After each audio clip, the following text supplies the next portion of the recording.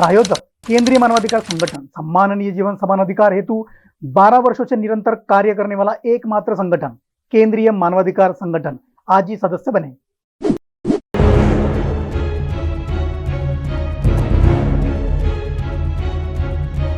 कीर्तिवंत तू जगी दिव्य प्रभारत्न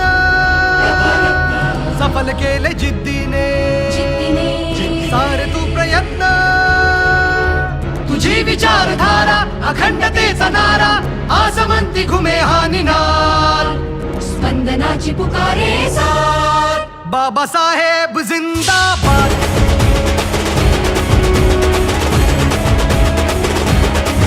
बाबासाहेब जिंदाबाद बाबासाहेब जिंदाबाद बाबासाहेब जिंदाबाद। केंद्रीय मानवाधिकार संगठन नई दिल्ली मुख्य कार्यालय नागपुर यहाँ आज दिनांक 14 अप्रैल डॉक्टर बाबा साहेब अम्बेडकर इनके जन्मोत्सव पर कार्यक्रम का आयोजन किया गया है।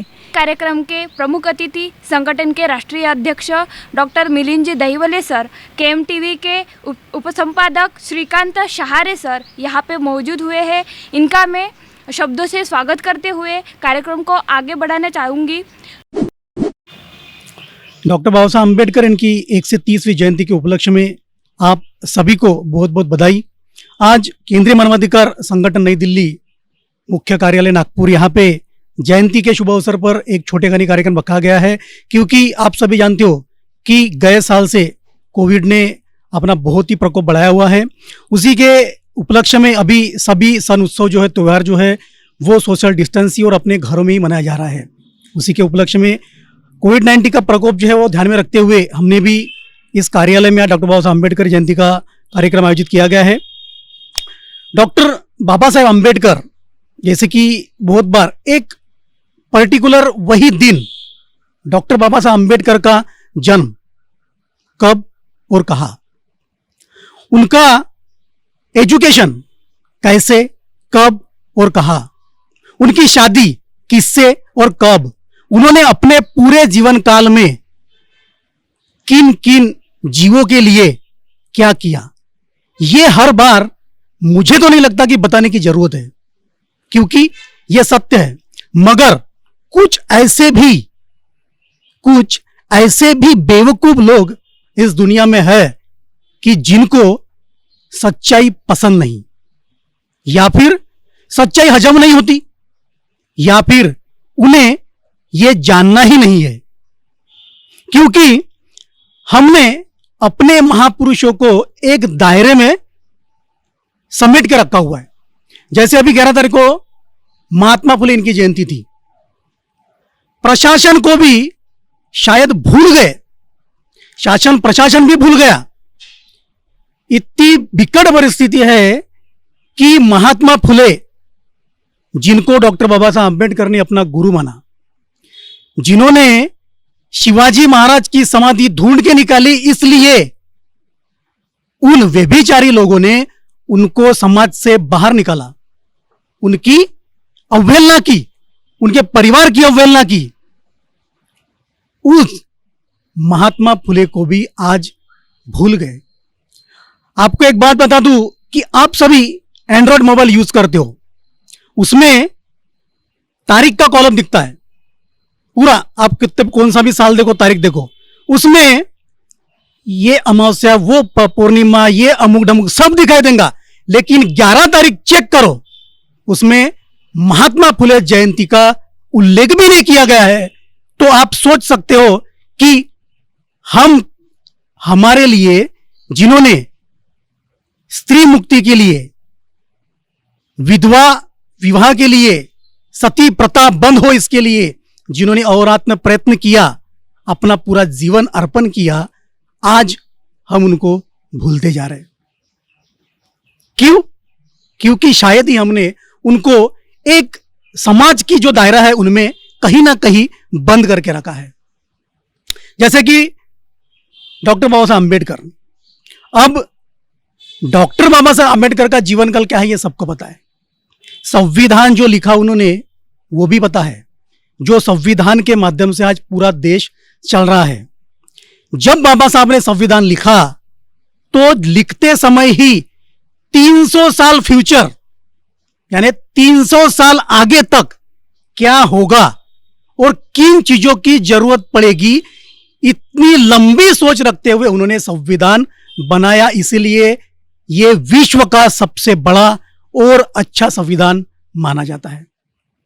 अब उसमें आप पानी की समस्या लो कि इन फ्यूचर पानी की समस्या कितनी बढ़ने वाली है, इनके लिए बाबा साहब ने तभी संविधान में इंप्लीमेंट करके रखा है, संविधान में लिख के रखा है कि कहां कहां छोटे खानी धरण बनना है, क्या करना है, यह सब उन्होंने लिख कर रखा है। अपनी इकोनॉमी, अब जब बाबा साहब ने संविधान लिखा वो काल में इकोनॉमी कैसी थी और 300 साल तक इन फ्यूचर इकोनॉमी का क्या रहेगा, यह भी सोचते हुए उन्होंने इकोनॉमी का भी ऑप्शन संविधान में लिखा, जिसके ऊपर आज आरबीआई काम कर रहा है। तीसरी बात, अब कृषि के ले लो। अपना देश है कृषि प्रधान देश है, तो किसानों के हित के लिए क्या रहेगा, क्या होना चाहिए, क्या नहीं होना चाहिए, ये सारी चीजें संविधान में भी उन्होंने उस समय ही बना के रखी है। फिर भी आज किसानों को रास्ते पे आना पड़ रहा है। तो ये अपन बोल सकते हैं कि शायद ही जिस तरीके से किसानों के हित के लिए बाबा साहब ने बोला है, महात्मा फुले ने शेतकऱ्याचा आसूड, इसमें जिस तरीके से लिखान किया गया है और वही बात बाबा साहब ने संविधान में रखते हुए कृषि के लिए भी कुछ बातें अच्छी बना रखी गई है, तो वो हिसाब से शायद ही ये सरकार कार्य नहीं करता होगा, इसलिए आज किसानों को सड़कों पे उतरना पड़ रहा है।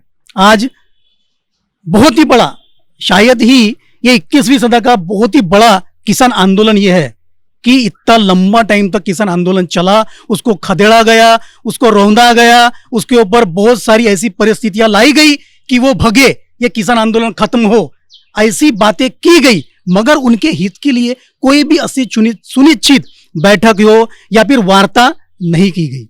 क्यों? कि शायद ही जो बाबा साहब ने इंप्लीमेंट किया गया है तो वो मानने को तैयार नहीं है, या अगर मानते हैं तो फिर उनको कार्य करना नहीं है।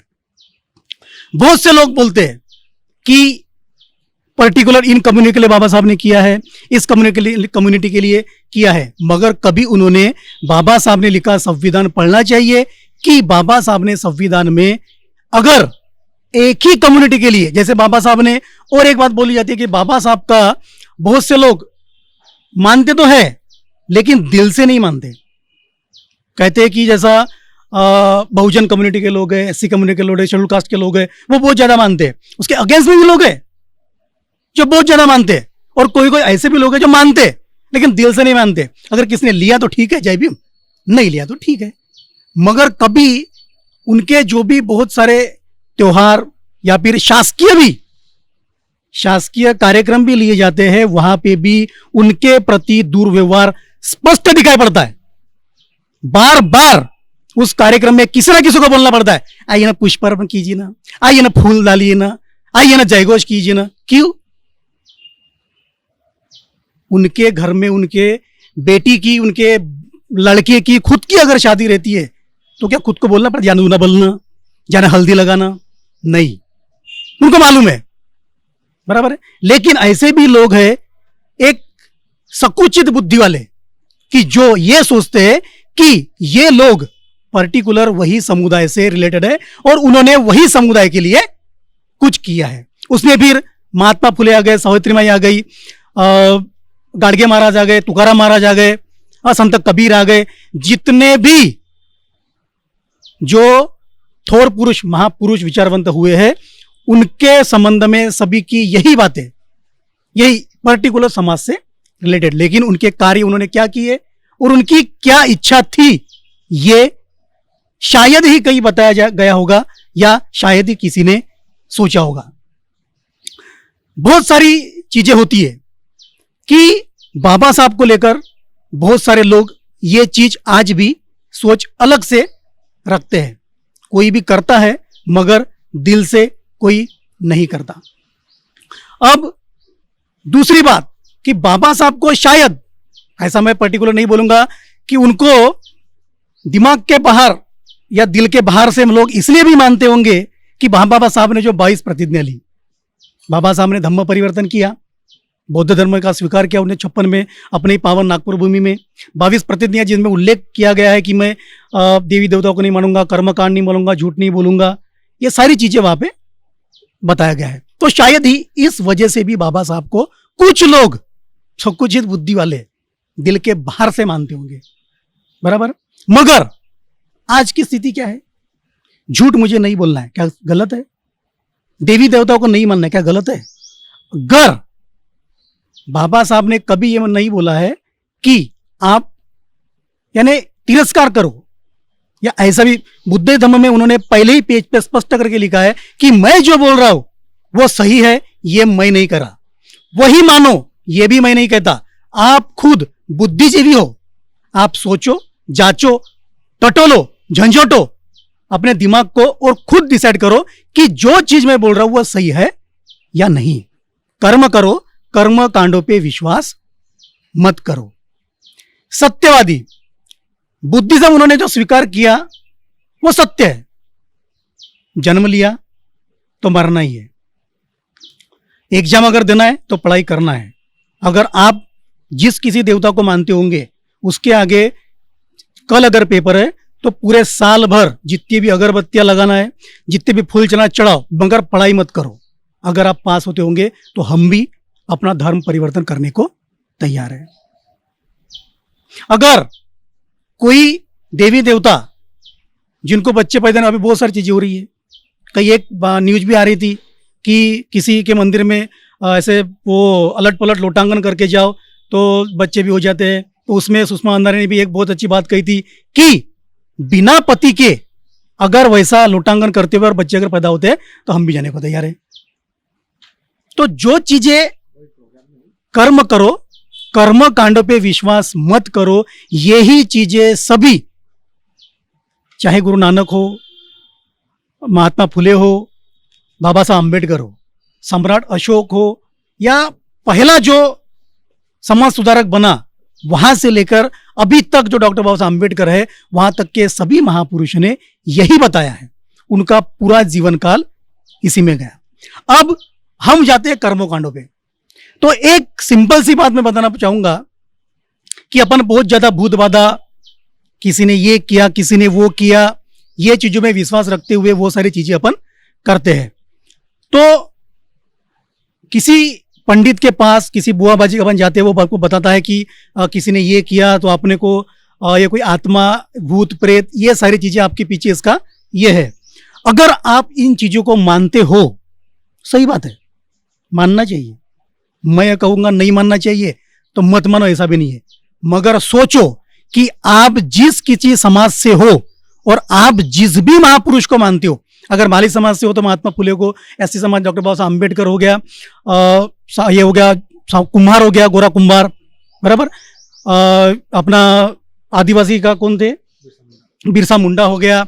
जितने भी महापुरुषों ने अपना पूरा जीवन काल हम जैसे हरामखोरों को कर्म कांडों से बाहर निकालने के लिए अर्पण किया, अपना आयुष्य पूरा त्याग दिया, तो क्या उनकी आत्मा नहीं होंगी? सवाल पैदा होता ना, क्या उनकी आत्मा नहीं होंगी? क्या परिसर में घूमती नहीं होंगी? क्या उनकी आत्मा को चिढ़ आती होंगी कि साला इन हरामखोरों के लिए मैंने इतना किया तो फिर भी ये कर्म कांडों की तरफ भी जा रहा है, तो उसको पछाड़ के इसको नाम में पकड़ के सूतू, क्या ऐसा नहीं लगता होगा?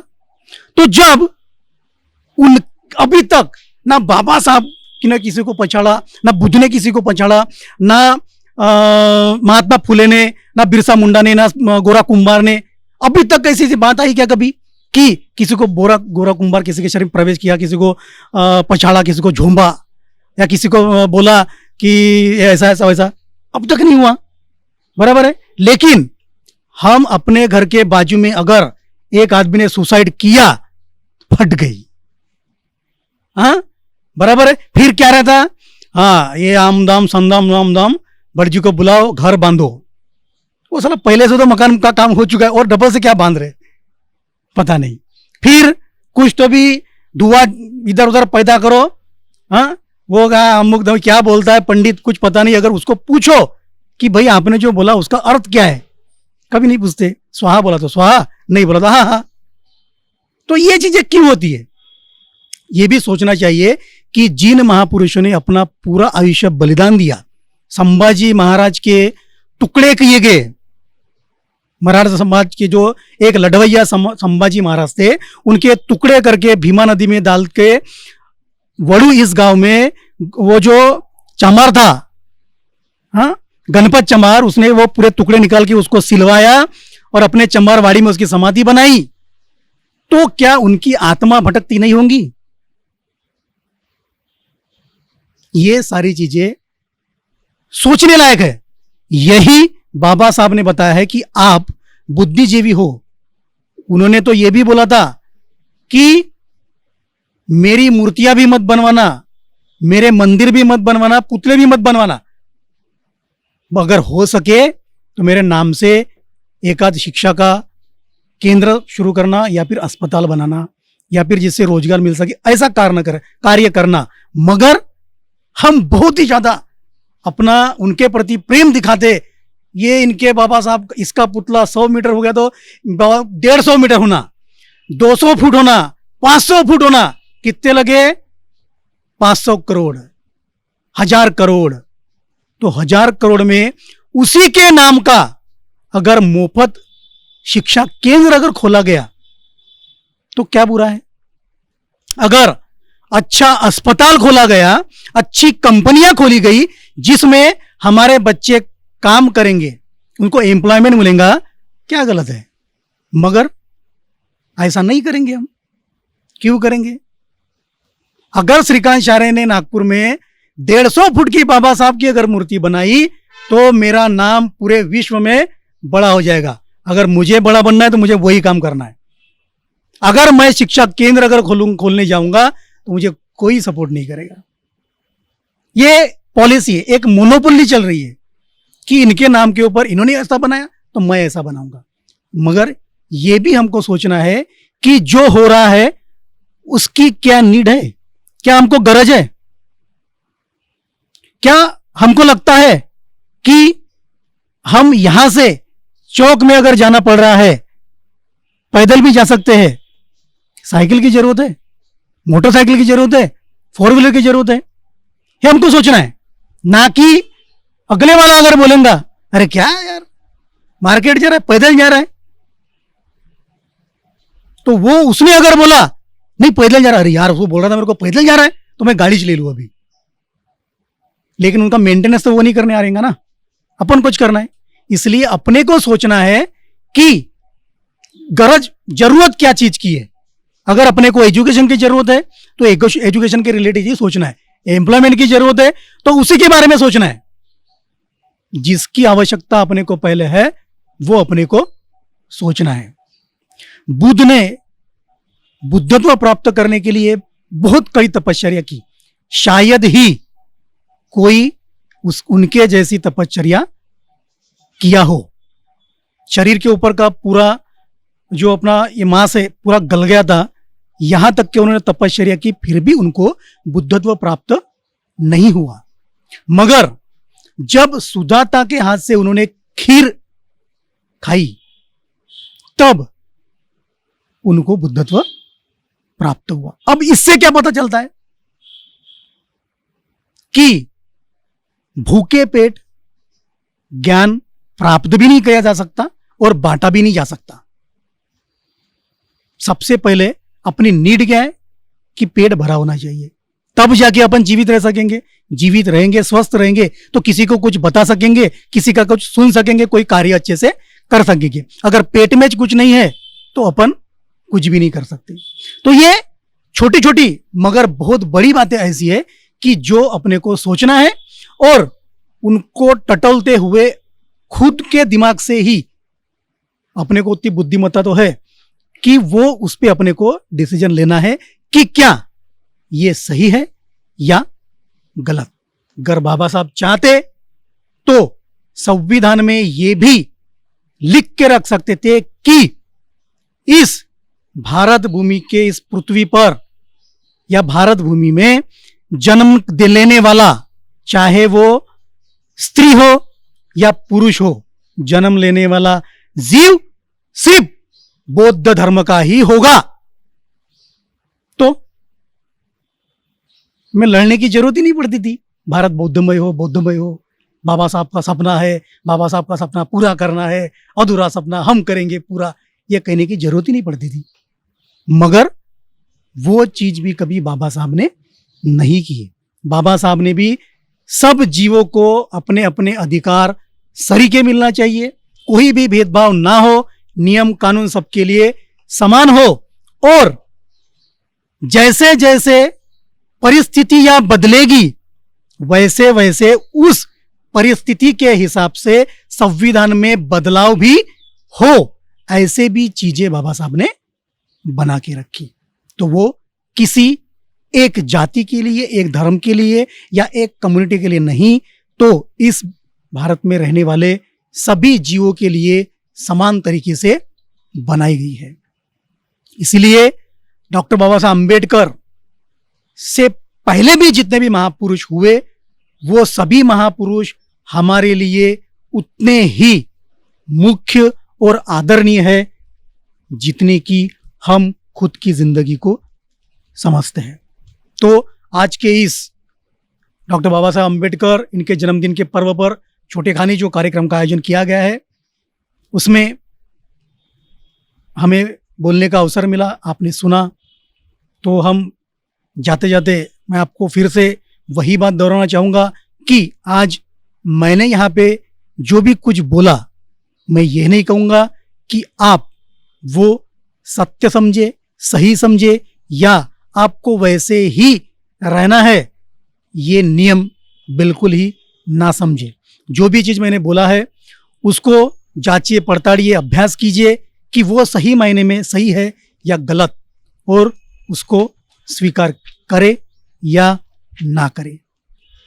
सबको पुनः एकदा डॉक्टर बाबा साहब अम्बेडकर इनके 130वीं जयंती के उपलक्ष्य में बहुत बहुत बधाई, शुभकामना देते हुए मैं अपने वारी को यही विराम करता हूँ। जय भीम।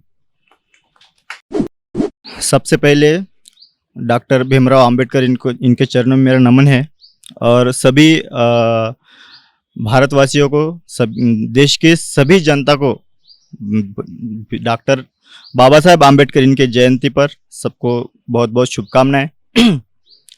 आज जो यहाँ पे प्रोग्राम रखा गया है डॉक्टर बाबा साहब भीमराव अंबेडकर इनके जयंती के उपलक्ष्य में, मंच पर उपस्थित सभी मान्यवरों को मैं स्वागत करता हूँ। और मैं आपको यही बताना चाहूँगा कि जैसे हम छोटे थे, बच्चे थे, हमको उतना कुछ समझ में नहीं आता था। हम स्कूल में जाते थे, किसी भी महान व्यक्ति की, किसी भी महान जो समाज सुधारक होते हैं, उनकी जब जयंती आती थी तो हमें बोला जाता था कि यानी निबंध लिखो या फिर उन पे स्पीच देना है। तो हम क्या करते थे, रट्टा मारते थे मस्त पैकी, मतलब अच्छे से उनको कुछ निकालते थे, किताबें पढ़ते थे, निबंध पढ़ते थे, कुछ पॉइंट्स निकालते थे और आते थे और बोलते थे। उतना समझ में नहीं आता था उस समय। हमको क्या करना था, खाली बोलना था, वो जो लिखा होता है वो हम बोलते थे। कुछ मतलब बहुत कुछ नहीं लेते थे उसका, यानी कि उसको समझ में नहीं आता। हम उसको ये नहीं करते थे। अभी हम बच्चे नहीं हैं, अभी हम समझ सकते हैं हर चीज़ को। जब हम पढ़ते हैं या फिर कोई बोलता है जो देखते हैं, तो हम अपने बुद्धि का तर्क लगा के हम विचार कर सकते हैं। हम सोच सकते हैं कि ये गलत है या फिर झूठ है ना। तो डॉक्टर बाबा साहब आम्बेडकर के अगर बारे में बताया जाए तो एक दिन क्या, एक साल भी मतलब कम पड़ेगा। इतने बड़े महान हस्ती थे डॉक्टर बाबा साहब आम्बेडकर। तो मेरा कहने का मतलब यही है, मैं यही कहना चाहूँगा इस उपलक्ष्य में कि आपको अगर कोई भी काम करते समय, अगर आप कोई भी काम कर रहे, कोई भी काम करते समय आपको अगर एक बार भी अगर ऐसे मतलब डिमोटिवेशन आए ना, आपके दिमाग में अगर कुछ आए ना कि मैं ये नहीं कर सकता, तो 1 मिनट के लिए आंखें बंद करके डॉक्टर भीमराव अंबेडकर के बारे में सोच के देखिए कि मतलब क्या परिस्थिति थी उस समय की और उन्होंने क्या करके दिखाया, है ना। हमारे जीवन में अगर छोटी सी समस्या भी आती है ना तो हम डर जाते हैं। हम मतलब हमें लगता है कि नहीं यार ये मैं नहीं कर सकता, है ना। लेकिन सोच के देखिए कि उन्होंने जिस समाज में, जिस घर में उन्होंने जन्म लिया था, वो समाज को पढ़ने का अधिकार नहीं था। और वो इंसान मतलब भारत का नहीं, पूरे विश्व का भी तत्वज्ञान है उसमें।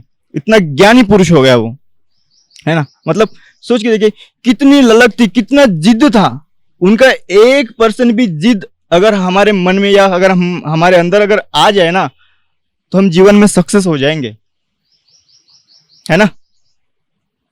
तो मेरा कहने का मतलब यही है, मैं यही कहना चाहूंगा डॉक्टर भीमराव अंबेडकर जी के जयंती पर कि उन्होंने जो संघर्ष किया, उन्होंने जो त्याग किया, उन्होंने जो मेहनत की, उनका 1% भी अगर हम कर लेना तो जीवन में सक्सेस हो जाएंगे। तो मेरा यही निवेदन है कि हम डॉक्टर भीमराव जी अंबेडकर के जो विचार है उनको अच्छे से पढ़े, समझे और उन्होंने जो संविधान लिखा उनके संविधान पर चले। ये हम इतना ही मैं कहना चाहूँगा और मेरे 2 शब्द समाप्त करूँगा। और फिर एक बार डॉक्टर भीमराव अंबेडकर जी की जयंती पर सबको बहुत बहुत बधाइयाँ। Thank you. भारत के तमाम मानवाधिकार कार्यकर्ताओं को और भारत के सभी जनताओं को और विश्व के अंदर जितने भी मानवगण है सभी को मैं डॉक्टर बाबा साहब अम्बेडकर जयंती की हार्दिक हार्दिक शुभकामनाएं देता हूं।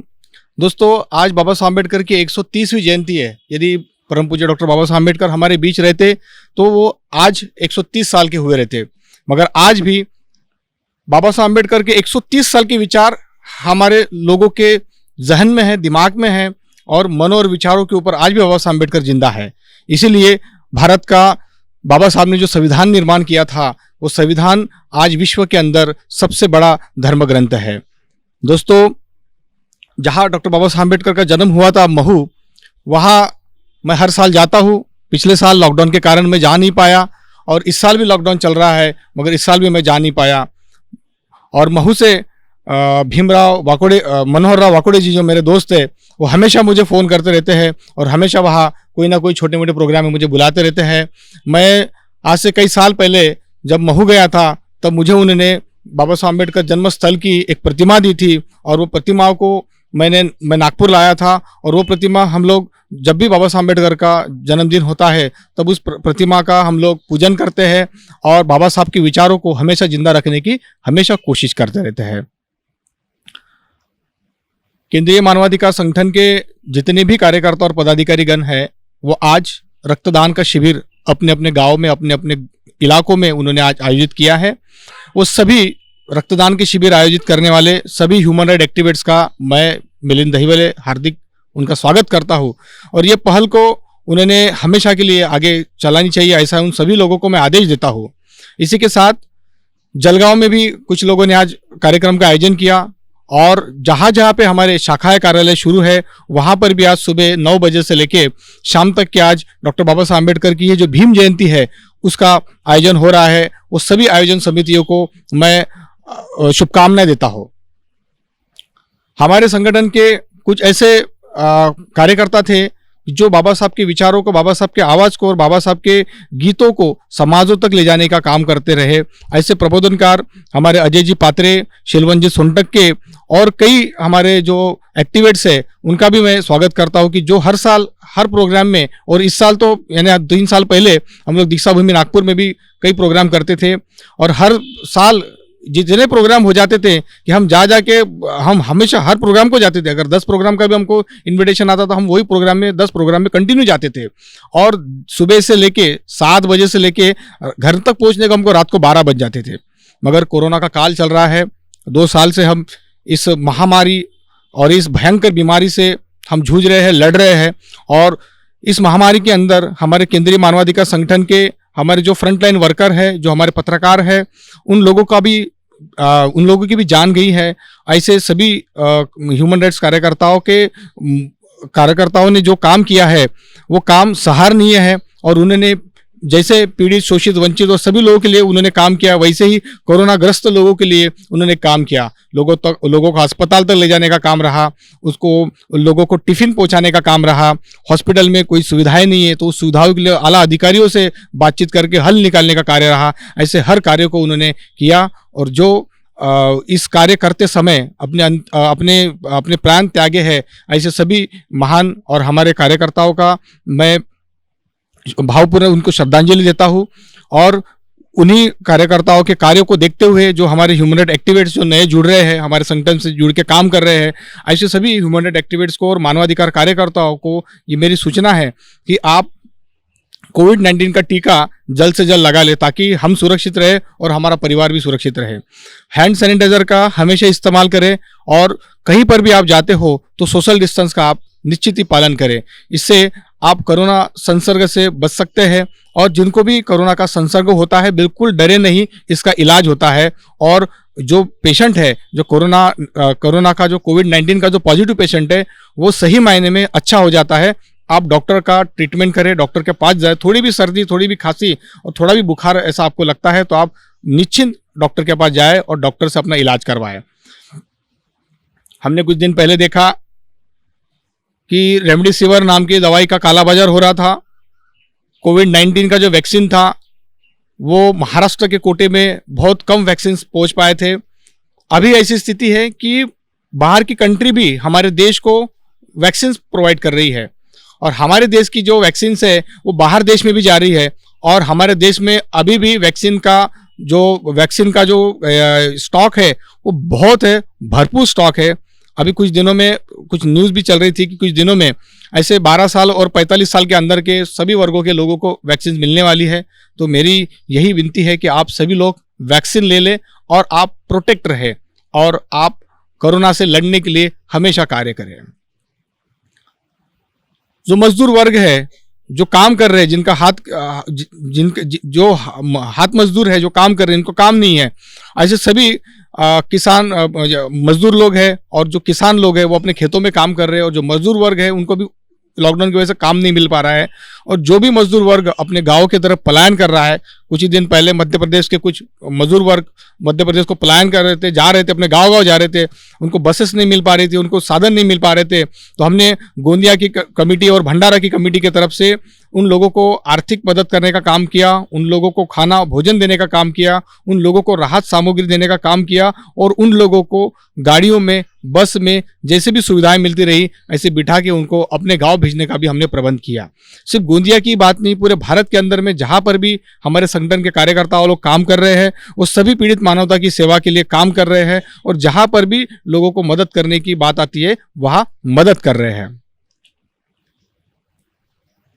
कुछ लोग केंद्रीय मानवाधिकार संगठन में काम तो करते हैं मगर किसी दूसरे भी संगठन का काम करते हैं और जब भी कोई मुसीबत आती है तो केंद्रीय मानवाधिकार संगठन के नाम से आगे बढ़ते हैं और जो संगठन उनके लिए लड़ रहा है और जो संगठन उनको मदद कर रहा है और संगठन के माध्यम से वो जो आज जहां तक पहुंचे और जो ऊंचाई तक वो जो पहुंचे हैं, उन्होंने सही मायने में संगठन का जो ग्राउंड लेवल का जो काम था उन्होंने किया था वो भूलना नहीं चाहिए। और आप जो भी संगठन में काम कर रहे हो, इस संगठन के व्यतिरिक्त वो भी संगठन में आप काम कर सकते हो, मगर जो व्यक्ति केंद्रीय मानवाधिकार संगठन का सशक्त एक पदाधिकारी है, औदाधिकारी है, उसका मनोबल न तोड़े। और जो भी जिनका भी मनोबल टूट रहा है और जो भी संगठन से दूर जाने की कोशिश कर रहे हैं, तो उन सभी से निवेदन है कि आप एक बार पुनः विचार करें और संगठन को ज़्यादा से ज़्यादा तादाद में बढ़ाने की कोशिश करें। संगठन के माध्यम से KMTV का शुरुआत हुआ, संगठन के माध्यम से केंद्रीय मानवाधिकार पार्टी का भी हमने गठन किया। केंद्रीय मानवाधिकार संगठन भारत के अंदर में हर राज्यों के अंदर सक्रिय है, कार्यरत है और ज़्यादा से ज़्यादा हमने ब्रांचेस बढ़ाने के लिए काम किया है। महाराष्ट्र के अंदर भी करीब 20 से 22 ब्रांचेस अभी हमारे खुल रही है और जहाँ पे हम लोग युवा वर्गों को रोजगार देने वाले हैं। और जो भी व्यक्ति को रोजगार नहीं है, जिनको काम नहीं है, वो हमारे जो भी कार्यकर्ता लोग हैं उनसे संपर्क करें या हमारे जहाँ पे भी कार्यालय है वहाँ संपर्क करें या हमारी वेबसाइट है, वेबसाइट पे संपर्क करें या ऑनलाइन भी अगर हमारे जो भी वर्क चल रहा है उसमें भी अगर नोटिफिकेशन के जरिए या फिर कमेंट्स के जरिए अगर आप हमें कमेंट्स करते हैं तो हम निश्चित ही आपकी मदद कर पाएंगे। बाबा साहब के बारे में जितना बोले उतना कम है और जब भी मौका मिलता है हम लोग बोलते हैं, मगर समय बहुत कम हो चुका है, हमें भी और दूसरी जगह जाना है। और इसी के साथ मैं आप सभी को डॉक्टर बाबा साहब अम्बेडकर की 130वीं जयंती की शुभकामनाएं देता हूँ। भारत विश्व के 195 देशों में से 152 देशों में आज बाबा साहब अम्बेडकर की जयंती मनाई जा रही है, और ये जयंती सभी के मनों में भी मनाई जाती है और पूरे विश्व में मनाई जा रही है। तो ऐसी जयंती आप सभी लोग मनाते रहे। बाबा साहब अम्बेडकर की जो कुर्बानी थी, बाबा साहब अम्बेडकर का जो बलिदान था, वो न भूले। और साथ ही बाबा साहब अम्बेडकर जैसे बहुत सारे थोर महापुरुष हमारे इस जगत में होकर गए हैं, उनके विचारों का भी आप पालन करें। आप सभी को पुनः एक बार भीम जयंती की शुभकामनाएं देता हूँ। जय भीम, जय भारत, जय हिंद। तो आप सबको भीम जयंती की बहुत सारी शुभकामनाएं। और इस साल हम बना नहीं पाए तो उसका बहुत दुख हुआ हमको, पर हर साल ऐसा नहीं होता है। अगले साल बनाएंगे अच्छे धूमधाम से, और इनके विचारों का हम ख्याल रखेंगे जो हमको उन्होंने बताया। और ऐसे ही सबको जय भीम और हार्दिक शुभेच्छा। Thank you.